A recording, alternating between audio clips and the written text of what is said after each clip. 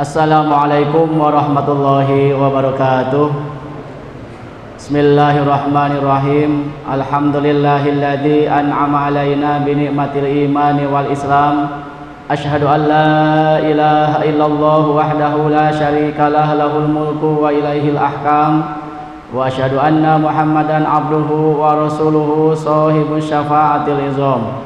Allahumma salli wa sallim wa barik ala rasulillah alladzi ja'ana bidinil islam wa ala alihi wa ashabihi wa man tabi'ahum ila yaumil qiyam, amma ba'd. Alhamdulillah, puji syukur kita panjatkan kepada Allah Subhanahu wa taala. Rahmat serta salam semoga dilimpahkan selalu kepada baginda Rasul Muhammad sallallahu alaihi wasallam, pada para keluarga, para sahabatnya, para tabi'innya, yang mudah-mudahan sampai kepada kita semua sehingga kelak di hadapan Allah Subhanahu wa taala kita diakui menjadi umat Rasulullah Muhammad sallallahu alaihi wasallam. Amin ya rabbal alamin. Hadirin jamaah yang saya hormati, yang Allah muliakan, mari kita buka acara pengajian kita dengan ucapan basmalah, karena kata Rasulullah, kullu amrin di balin la yubda'u fihi bi bismillahirrahmanirrahim fahuwa abtar au aqta au ajdam. Yang artinya segala perbuatan yang dianggap baik di dalam agama tidak diawali dengan kalimat basmalah, maka pekerjaan itu di hadapan Allah Subhanahu wa taala tidak sempurna. Mari kita sama-sama buka pengajian ini dengan ucapan basmalah, bismillahirrahmanirrahim, dan diawali dengan doa, Rabbi shrah li sadri wa yassir li amri wahlul 'uqdatam min lisani yafqahu qawli birahmatika ya arhamar rahimin. Alhamdulillah, tentunya syukur kepada Allah Subhanahu wa taala yang masih memberikan jatah usia kepada kita semua, sehingga di awal tahun 2022 kita masih bisa melaksanakan kajian rutin kita yang tertunda di minggu kemarin, yang kita masih membahas salah satu rukun sholat. Bahwasannya di dalam sholat itu ada yang disebut syarat sholat, ada yang disebut rukun sholat, ada yang disebut makruh sholat, ada yang disebut mubtilatus sholat.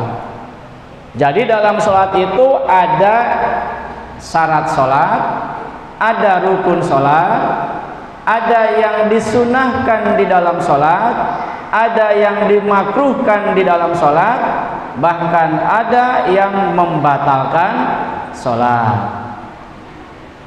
Terus pertanyaannya, apa sih perbedaan syarat dengan rukun? Kan ada syarat sholat, ada rukun sholat. Perbedaan syarat dengan rukun itu apa? Syarat haji, rukun haji. Syarat nikah, rukun nikah. Jadi dalam ibadah ada syarat, ada rukun. Perbedaannya antara syarat dengan rukun itu apa? Pak Ustaz Firdaus, apa perbedaan syarat dengan rukun? Lupa. Bapak Yusuf, perbedaan syarat dengan rukun? Kalau syarat wajib, kalau rukun wajib juga. Nah, jadi nggak ada bedanya kalau gitu. Pak Ustadz Iin, apa bedanya syarat dengan rukun? Lupa. Pak Ustadz Wawan ini yang masih hangat.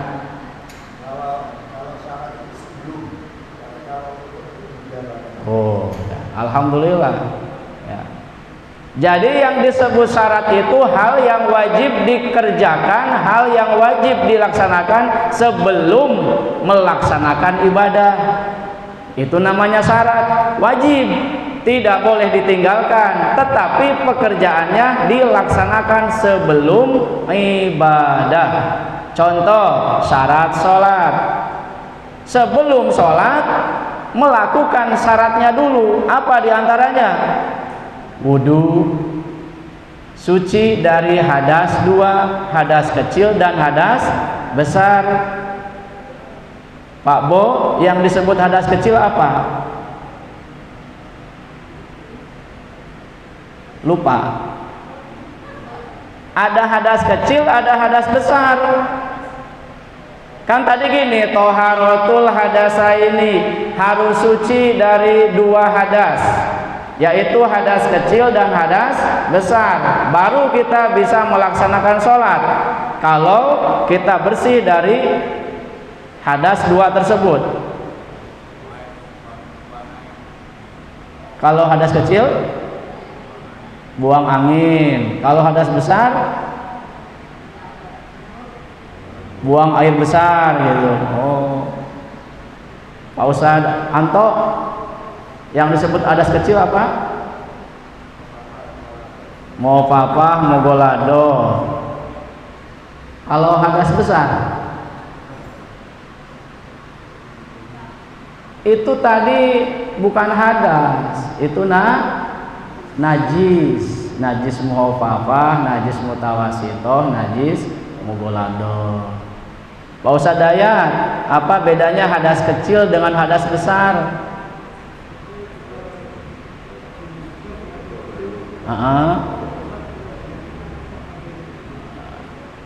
Ya, Pak Takmir lah ini pendekarnya Masjid Al Hikmah. Nah, itu yang jelas. Hadas kecil itu adalah ma'aujabal wudu'a, perkara yang mewajibkan kepada wudu. Itu hadas kecil. Seperti apa? Seperti apa? Al-khariju minas sabilaini, ada yang keluar dari salah satu lubang kubul atau dubur, illal mania, kecuali air mani. Apapun yang keluar dari lubang kubul atau dubur, asal jangan air mani, maka ini disebutnya hadas kecil. Apalagi yang kedua, menurut madhab Imam Syafi'i, iltiqa'u basyaratai rajulin wa mura'atin kabiraini ajnabiyaini, bersentuhan kulit laki-laki dan perempuan yang bukan mahram, yang sudah akil balik dua-duanya. Menurut madhab Imam Asy-Syafi'i, ini juga mewajibkan kepada wudu, termasuk hadas kecil. Nomor ketiga apa? Dan antaranya apa lagi? Zawalul akli, hilang akal. Seperti kita sudah wudu, pingsan, hilang akal, atau igmain, mabuk, atau apalagi binaumin, tidur, ya, tidur. Illa nauma qaidin, kecuali tidurnya orang yang sambil duduk memakinin makadahu, maka tidak batal. Terus apa lagi? Masih menurut mazhab Imam Asy-Syafi'i, yang membatalkan wudu itu apa? Memegang kubul atau dubur bangsa manusia. Menurut mazhab yang tiga tidak batal. Menurut Imam Syafi'i batal. Pak Ucup habis wudu memegang kemaluannya sendiri, mohon maaf, batal wudunya. Menurut mazhab Imam Asy-Syafi'i. Menurut mazhab yang tiga tidak batal. Karena apa? Itu adalah sebagian daging yang nempel di tubuh kita, gitu. Itu syarat. Jadi ada syarat, ada rukun. Perbedaannya, syarat itu hal yang wajib dilaksanakan sebelum melaksanakan ibadah. Kalau rukun, hal yang wajib dilaksanakan di dalam ibadah. Ya seperti tadi itu, ada najis, ada hadas. Perbedaan najis dengan hadas apa? Pak Udin, ada najis, ada hadas. Perbedaannya apa?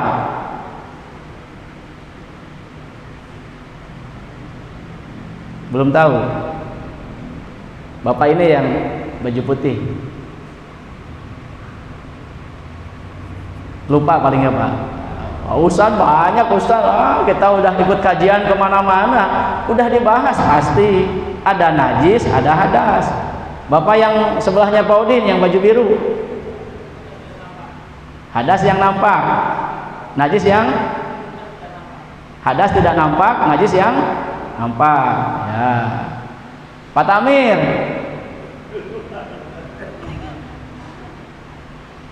Ya itu jawabannya betul. Najis itu adalah kotoran yang berbentuk, yang berasa, yang berwarna. Itu namanya najis. Kelihatan. Darah. Warnanya apa Pak Anto? Merah. Baunya amis, anyir. Rasanya pahit. Ya. Nah, itu namanya najis. Kotoran hewan, kotoran kucing, Pak Iin, warnanya, baunya, rasanya, sudah ngincipi berarti ya. Rasanya asem ya, sudah ngincipi. Itu namanya apa? Najis. Hadas, kotoran juga, hadas juga, kotoran. Tapi bedanya hadas itu tidak nampak, tidak kelihatan, tidak ada baunya, tidak bisa dipegang. Contoh, kita habis buang air kecil, kan nggak ada yang tahu. Nggak ada yang tahu kita punya hadas, nggak ada yang tahu. Cuman kita saja yang tahu. Jadi najis dengan hadas dua-duanya kotoran. Bedanya kalau najis berbentuk, berupa ya, berwarna, terus berbau, berasa. Kalau hadas tidak kelihatan, abstrak. Lanjut. Kemarin kita masih membahas rukun sholat sampai dengan i'tidal. Habis bangkit dari ruku terus i'tidal. Selanjutnya rukun salat yang selanjutnya adalah as-sujud. Sujud. Di sini baginda Rasul Muhammad sallallahu alaihi wasallam menegaskan aqrabu ma yakunul abdu mir rabbih wa huwa sajidun fa aksiru du'a fihi. Artinya di serangkaian kita ibadah sholat mulai takbiratul ihram sampai salam, ada posisi hamba sangat dekat dengan Robnya, yaitu ketika sedang sujud. Jadi kalau kita sedang sujud, posisi inilah yang sangat dekat kita dengan Gusti Allah. Dibandingkan dengan berdiri, ruku, duduk antara dua sujud, maka posisi yang paling dekat hamba dengan Robnya wahwa sajidun, ketika bersujud. Maka Rasul memerintahkan fa'aksirud du'a fihi, perbanyaklah doa ketika sujud. Ini hadis perintah untuk siapa? Untuk yang sholat munfarid, untuk yang sholat sendiri. Adapun bagi makmum, ya ikut imam. Jangan sampai Ustadz membacakan hadis ini, kita itu lagi sujud dekat dengan Allah, perbanyak doa lagi sujud. Imamnya sudah Allahu Akbar, duduk antara dua sujud, kita masih nungging saja, sibuk membaca doa. Imamnya sudah sujud yang kedua, kita masih sujud yang pertama, doa kepada Allah, maka batal sholatnya si makmum. Jadi perintah tadi hadis itu bagi orang yang sholatnya sendiri, perbanyaklah doa ketika sujud. Bagaimana dengan imam? Kalau imam ada pilihan, hadisnya jelas, apabila di antara kamu menjadi imam bagi suatu kaum, falyuhafif, maka ringankanlah sholatmu. Karena apa? Lihat di belakang, ada orang tua, ada yang sudah sepuh, ada yang sakit, ada anak kecil. Itu kata Rasulullah. Jadi imam ada pilihan. Ada pilihan, andaikan kita memahami makmumnya ridho dengan sholat yang biasa santai, panjang, maka imam boleh memperpanjang ketika sujud. Tidak bisa setiap sujud panjang, ya pilihlah sujud yang terakhir lah. Rodo panjang titik, mintalah doa kepada Allah, perbanyaklah doa di sana. Kalau kita sendiri, perbanyaklah setiap sujud. Nah, kemarin kita membahas apanya? A'dha'us sujudi, anggahota sujud. An Ibni Abbas radhiyallahu anhuma qala Nabi sallallahu alaihi wasallam umirtu an asjuda ala sab'ati a'dhamin. Nah, ini kita akan membahas anggahota sujud. Yang wajib nempel ke tempat sujud itu apa saja? Ada berapa? Ini hadis dari Ibnu Abbas radhiyallahu anhuma. Beliau berkata, baginda Rasul Muhammad SAW bersabda, aku diperintahkan sujud ala sab'ati a'dha'in, di atas 7 anggahota badan. Nah, jadi kita paham dari hadis ini anggahota sujud itu ada berapa, Pak Bo? Ada 7, ya, ada 7. Nanti kita jelaskan. Ala sab'ati a'dha'in, ada 7 anggahota sujud. Kata Rasulullah, aku diperintahkan sujud di atas 7 anggahota. Mana yang pertama? Alal jabhati, 1 jabhah. Ini apa namanya? Bahasa Jawanya apa?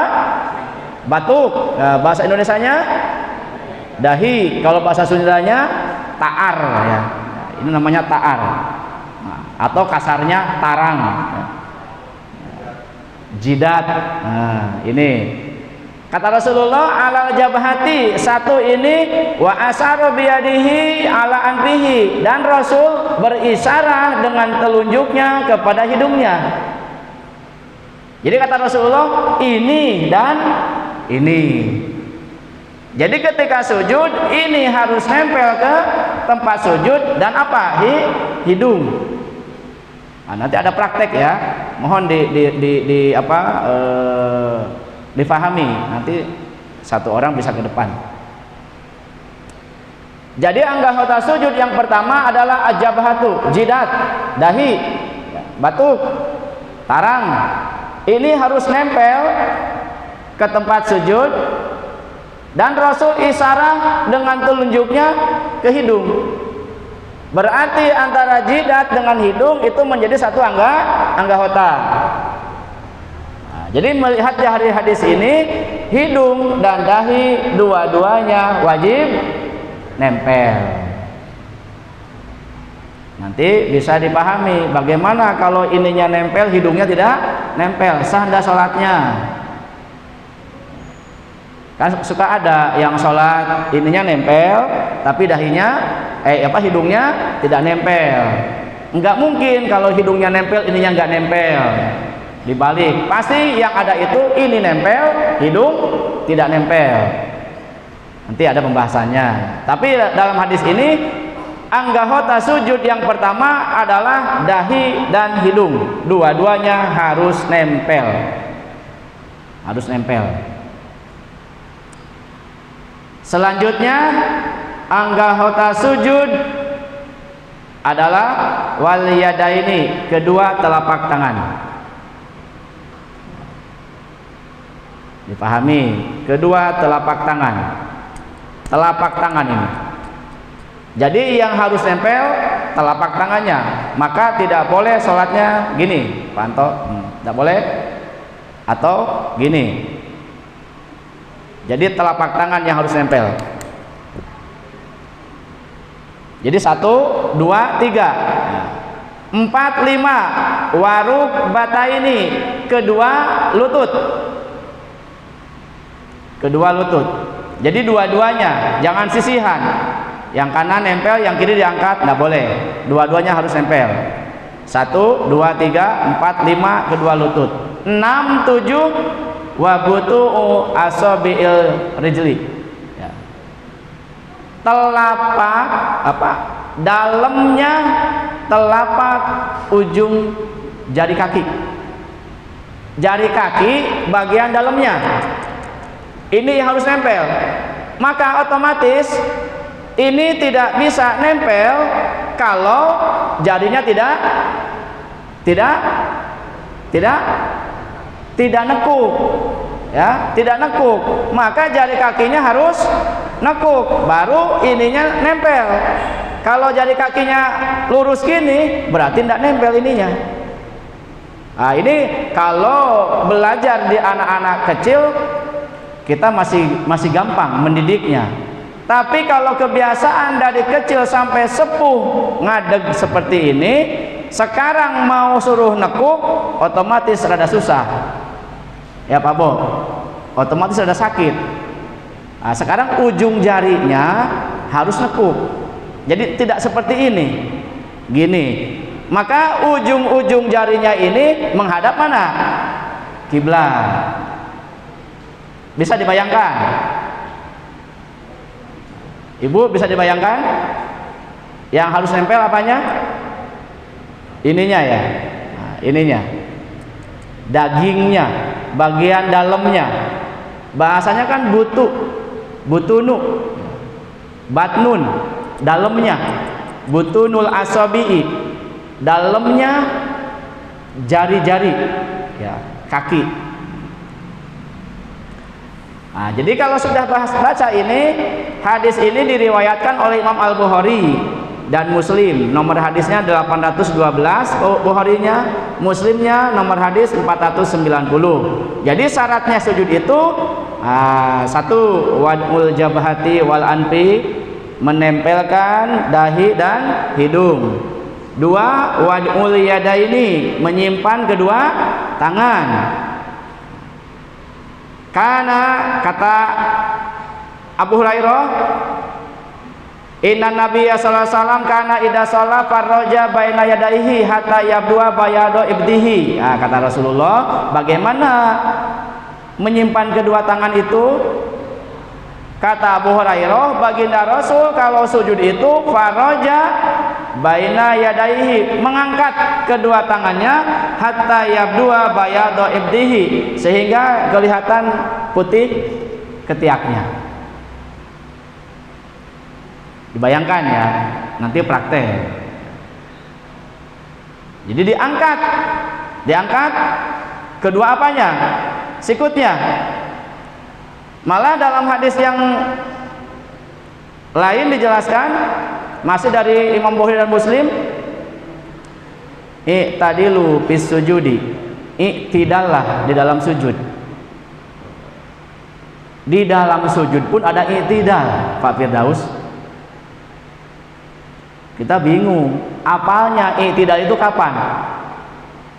Bangkit dari ruku, namanya apa ini? Ini apa namanya? Ruku. Bangkit dari ruku namanya apa? I'tidal. Nungging apa namanya? Sujud. Di dalam sujud ini ada i'tidal. Apa i'tidalnya? Satu, menjauhkan kedua paha dari kedua betis. Kebayang? Menjauhkan kedua paha dari kedua betis. Bisa dibayangkan? Jadi pahanya jangan nempel di mana? Di betis. Mana betis Pak Usuk? Nah itu betis ya. Are-are mana betis? Mana betis? Mana betis? Tunjukin. Oh, udah hafal betis. Kalian sekolahnya kan kebanyakan tidur. Ayo Naila, berdiri. Berdiri. Mana betis? Oh, pinternya zaman saiki. Ini betis. Nah, sekolahnya di mana? Pindah sekolahnya. Gak hafal betis kamu. Betis kok sini ya? Pak Anto betis mana? Apa? kentol. Ya orang Jawa ya, betis gitu. Sing apal, itu betis bagian belakang ini kaki. Bukan itu lutut di depan. Menjauhkan kedua paha bagian belakang, jangan nempel di betis, dijauhkan. Bisa dibayangkan? Nah, itu namanya i'tidal. Apalagi menjauhkan perut dari kedua paha. Bisa dibayangkan? Menjauhkan perut dari kedua paha. Bisa dibayangkan Pak Budaus? Artinya apa? Perutnya tidak nempel di paha. Terus mengangkat kedua sikutnya. Artinya sikutnya tidak boleh nempel di tempat sujud. Kata Rasulullah, ini ya, rodo ngeri juga ini kata Rasulullah ya. Bahasanya rodo seolah-olah kasar ya. I'tadilu fis sujudi wala yabsutu ahadukum dira'aihi in bisatol kalbi.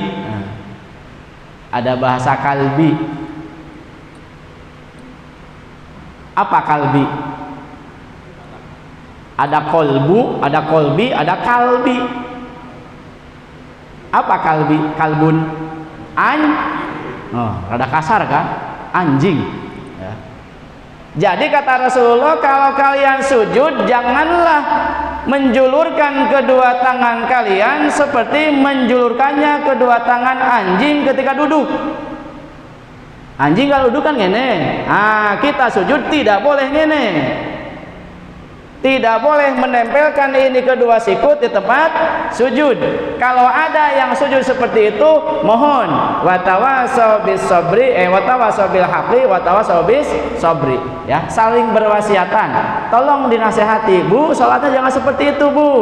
Pak, sholatnya jangan seperti ini. Ini kata Rasulullah tidak boleh. Seperti duduknya seekor anjing. Nah, itu tidak boleh. Kalau ada jamaah sebelah Pak Wawan, ada yang seperti itu, tugasnya Pak Wawan berdakwah. Setelah selesai, assalamualaikum, assalamualaikum, mohon maaf Mas, mohon maaf Pak, untuk keselanjutan jangan sujud seperti itu tidak boleh. Ini dakwah kan? Walas innal insana lafi husrin. Demi masa sesungguhnya seluruh manusia itu ada dalam kerugian.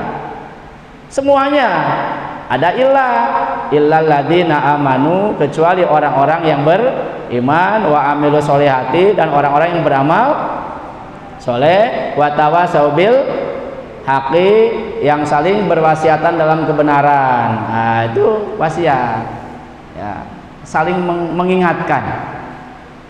Nah, jadi itu syaratnya sujud ya, mengangkat bokongnya, kedua pahanya jauh dari kedua betisnya, mengangkat perutnya jauh dari pahanya, mengangkat kedua sikutnya jauh dari kedua lambungnya.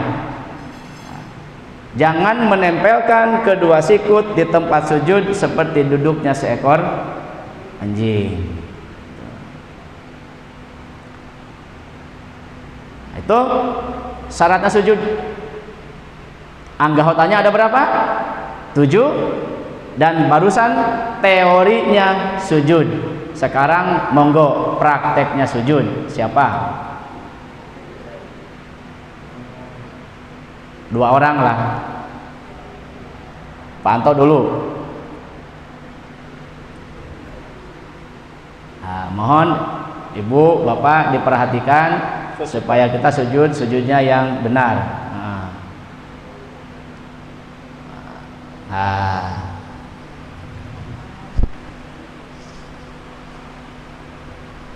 Sebentar. Iya. Tenang aja, nungging aja sampai isya ya. Ayo, sebelah sini biar kelihatan. Sebelah sini. Nah, sujud yang benar. Allahu Akbar. Nah, pertama yang harus nempel adalah dahi dan hidung. Kedua, telapak tangan. Ketiga, kedua lututnya. Nah, terus, nah ini yang harus nempel itu, nah, ini ya, ini harus nempel. Maka posisinya tidak bisa nempel kalau tidak nekuk, karena ini diharuskan salah satunya ada yang menghadap kiblat. Ayo, masih nungging. Nah, seperti ini. Terus i'tidal, harus i'tidal, menjauhkan kedua kuku ini dari betis. Ya, tidak boleh seperti apa? Sujud, tapi ininya nempel di sini. Nggak bisa karena nggak biasa ya. Sujud terus, sujud, nggak usah izin. Ini nempel di sini, perut jauh dari paha. Ini seperti ini, tidak boleh nempel di tempat sujud. Gimana tangannya? Tidak boleh gimana? Turunkan. Tidak boleh seperti ini. Ini seperti duduknya seekor anjing. Selesai. Terima kasih. Satu lagi, Pak Firdaus, satu lagi. Padayat. Padayat. Langsung dari i'tidal, sami Allah dulu. Allahu Akbar.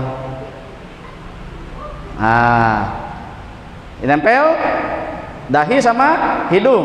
Kedua, telapak tangan. Ketiga, kedua lutut. Ini seperti ini ya.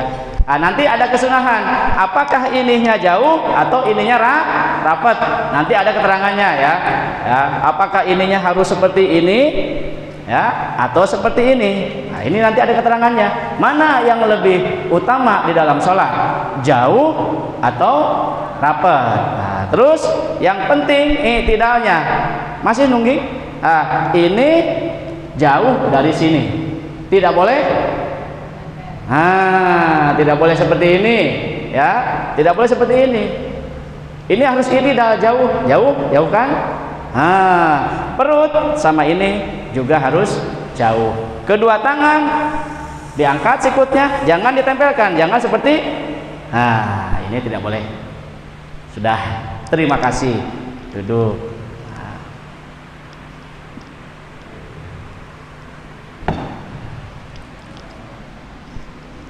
Itu ya. Karena apa?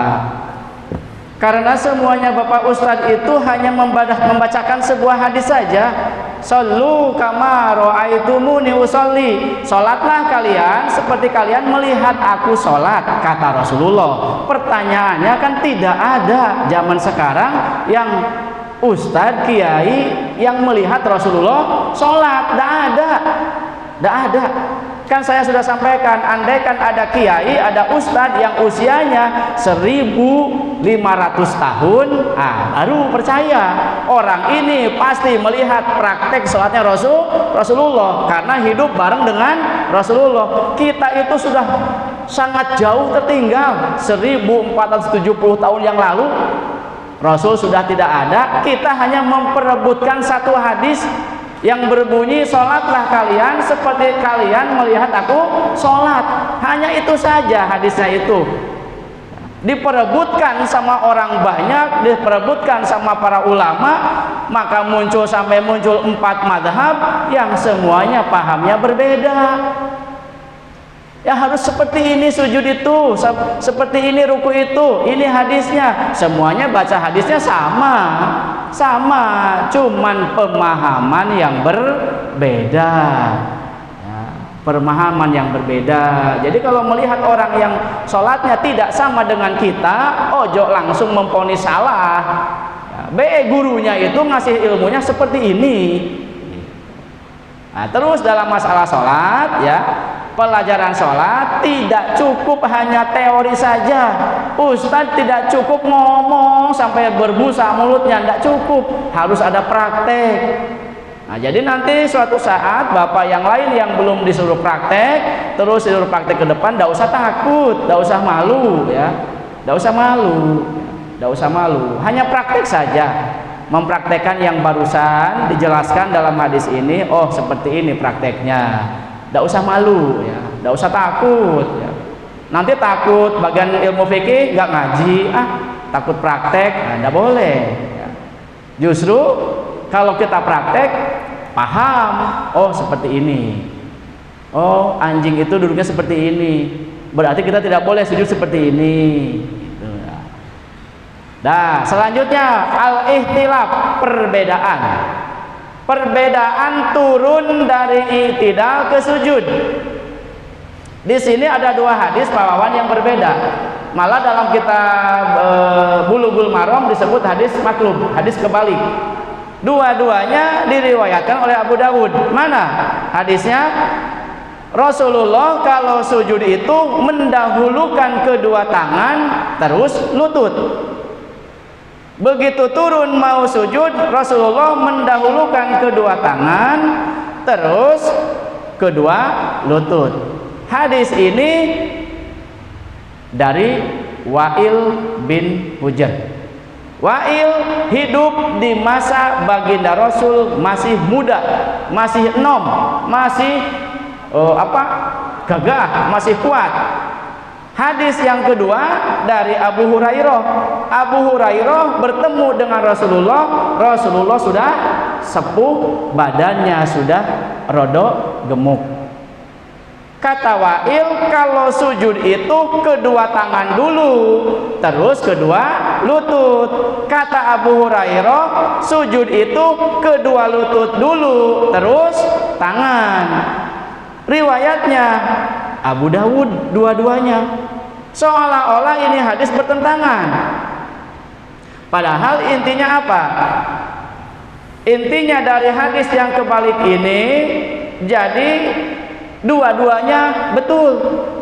Wa'il hidup dengan Rasulullah, Rasulullah masih sehat walafiat, masih muda, tidak ada beban, masih kuat fisiknya. Rasul kalau sujud apa dulu?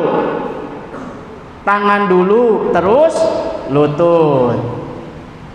Setelah Rasul sepuh, bertemu dengan Abu Hurairah. Abu Hurairah sholat dengan Rasulullah. Rasulullah sholatnya begitu mau sujud apa dulu? Kedua lutut dulu.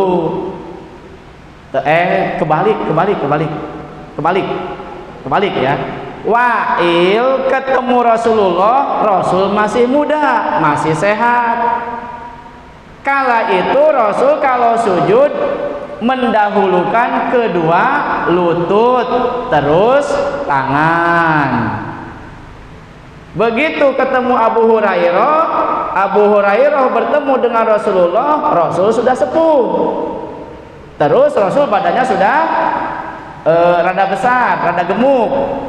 Rasul bersama Abu Hurairah sholat mendahulukan kedua tangan waktu sujud, terus kedua lutut.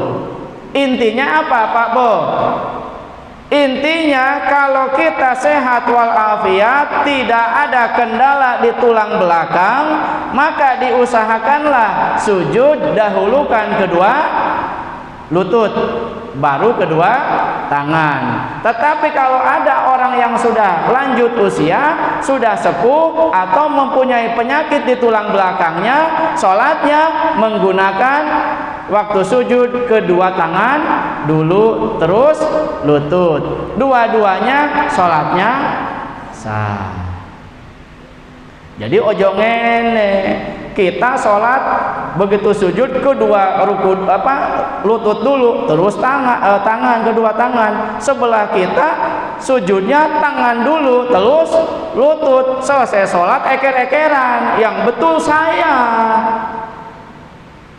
lutut dulu baru tangan. Ini hadisnya dari Wa'il. Yang ini ngejawab saya yang betul. Ini Abu Hurairah, tangan dulu terus lutut. Nah, jadi ini pernah ditanyakan kepada guru Islam, Syekhul Islam Ibnu Taimiyah, ditanyakan masalah ini. Maka Ibnu Taimiyah menjawab yang tercantum di dalam kitabnya Ibnu Taimiyah yang bernama Majmu' Fatawa. Nah, kita mengakui Ibnu Taimiyah itu seorang guru Islam, guru besar orang Islam.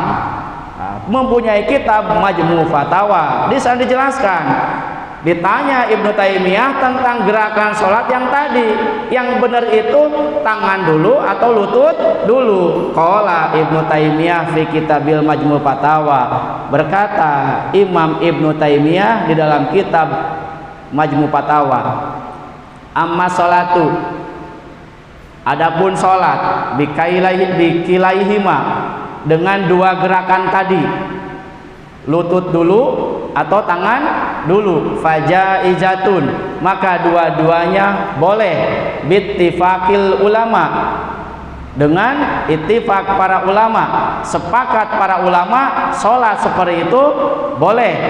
Wa sholatuhu shahihatun, dan sholatnya sah, bittifaqil ulama, dengan sepakat para ulama. Lakin, tapi Ibnu Taimiyah menyusul bahasanya dengan lakin. Dalam ilmu tata bahasa Arab, kalau ada kalimat yang dikejar dengan lakin, maka kaul yang mutamad adalah ucapan setelah lakin. Al-istidrak bil lakin wal mutamad ma'badaha, ucapan kalimat yang disusul dengan bahasa lakin, maka ucapan yang mu'tamad, kaul yang paling sahih adalah setelah lakin. Gimana kata Ibnu Taimiyah? Lakin tanaza'u fil afdol. Betul kata Ibnu Taimiyah, dua-duanya sah sholat dengan gerakan tadi, ruku lutut dulu terus tangan, atau tangan dulu terus lutut, dua-duanya sah. Tetapi kata Ibnu Taimiyah, tanaza'u fil afdol, para ulama itu berebut tentang keutamaan. Jadi utamanya kalau kita sehat walafiat, ruku itu sujud itu apa dulu? Lutut dulu baru tangan. Tapi kalau kita ada masalah di tulang belakang, boleh tangan dulu terus kedua lutut. Pak Firdaus apa dulu? Lutut dulu terus tangan. Pak Bo, lutut. Pak Wawan apa dulu?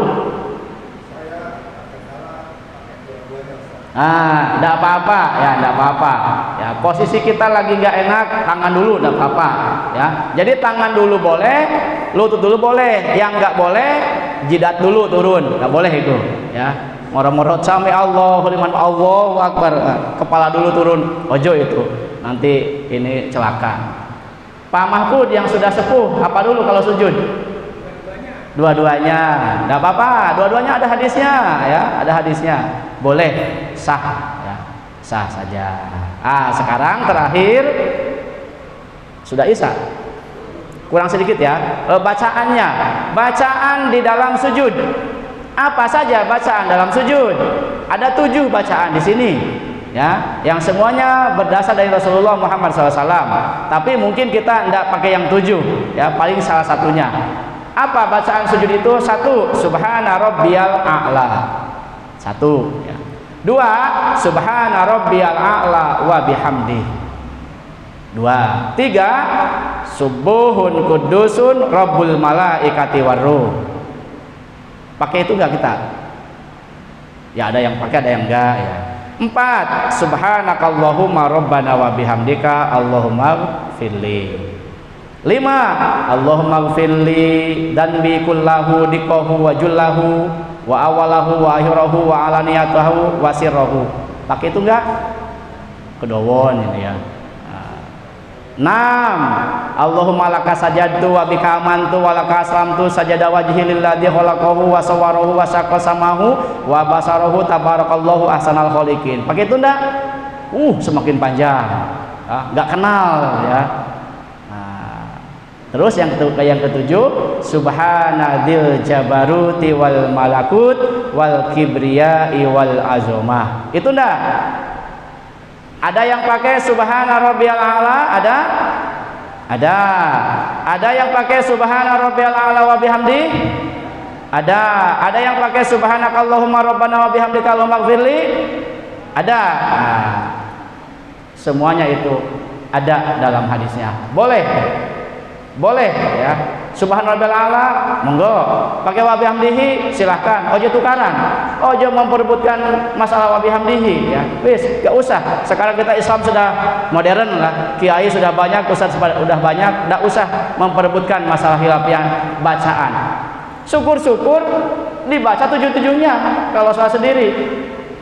Subhana rabbiyal a'la, subhana rabbiyal a'la wa bihamdi, subhanakallahumma rabbana wa bihamdika allahumma ighfirli, subuhun kudusun rabbul malaikati war ruh, allahumma ighfirli dan bi kullahu dikahu wa jullahu wa aulahu wa ahirahu wa alaniyatahu wa sirrahu, allahumma laka sajadtu wa bika amantu wa laka aslamtu dan seterusnya. Tidak apa-apa kalau salat sendiri, ya.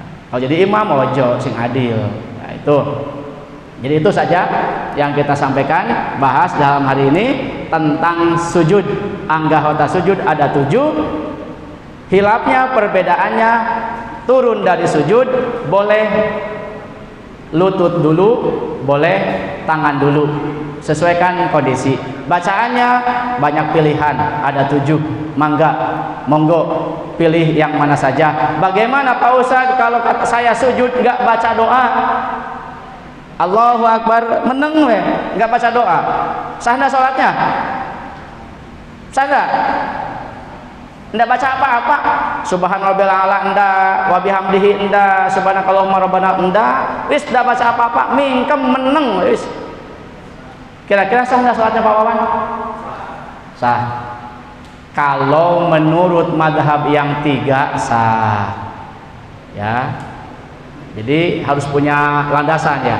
Kalau kata Imam Hanafi, kata Imam Maliki, kata Imam Syafi'i, nah ingat-ingat Imam Hanafi, Imam Maliki, Imam Syafi'i, kalau kita dalam i'tidal, dalam ruku, dalam sujud tidak baca apa-apa, sah sholatnya.